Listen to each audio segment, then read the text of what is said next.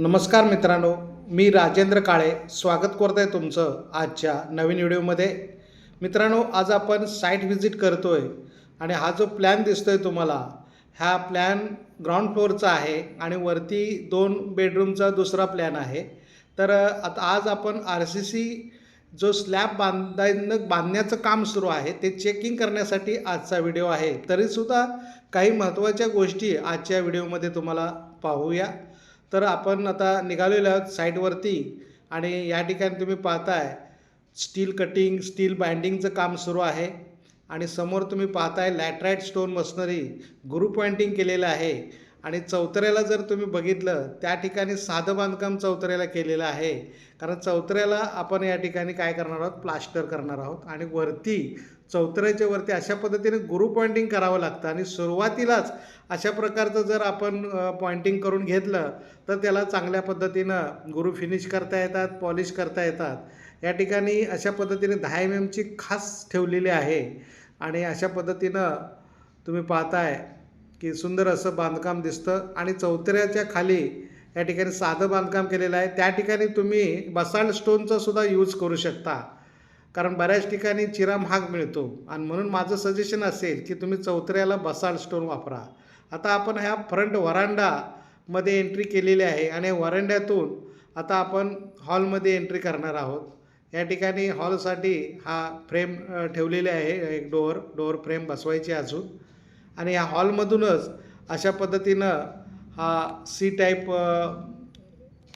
जिना घेतलेला आहे आणि मध्ये छोटंसं OTS कोर्टयार्ड असणार आहे जिन्याच्या बरोबर मधोमध सी टाईपच्या. आणि या ठिकाणी तुम्ही पाहताय उत्तराभिमुखी वास्तू आहे. RCC कॉलम, लिंटल, चिरे बांधकाम झालेलं आहे.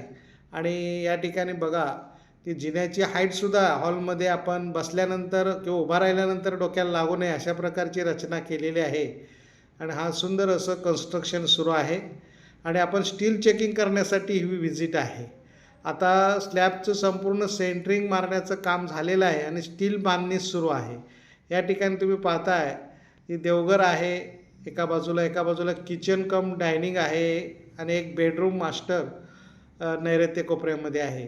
अशा प्रकारची ही रचना आहे. तुम्ही प्लॅन पाहताय की या ठिकाणी तुम्हाला प्लॅन पण मी बाजूला जोडलेला आहे.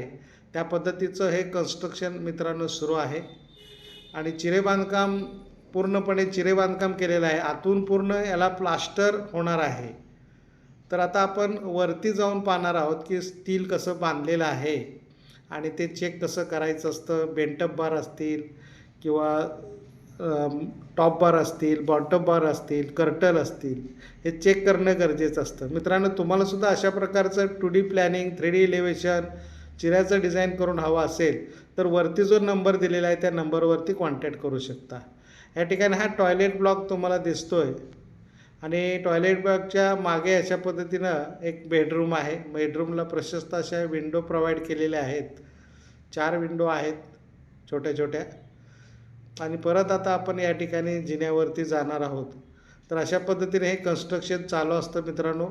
RC कन्स्ट्रक्शनला वेळ लागतो साधारणतः 8 ते 9 महिने. G+1 जर कन्स्ट्रक्शन असेल 8 ते 9 महिने लागतात पूर्ण फिनिश व्हायला. स्ट्रक्चर व्हायला 4 महिने लागतात.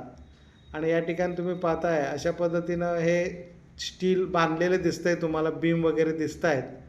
आणि जे काही टॉप बार असतील, बॉटम बार असतील किंवा कर्टल्स असतील, हे कशा पद्धतीनं बांधलेलं आहे की नाही हे चेक केलं जातं आणि त्यानंतर मग त्यांना परमिशन कॉन्क्रिटिंगची दिली जाते. तर अशा पद्धतीनं हे कन्स्ट्रक्शन सुरू आहे मित्रांनो. तुमचे सुद्धा काही प्रॉब्लेम असतील तर आम्हाला सांगा.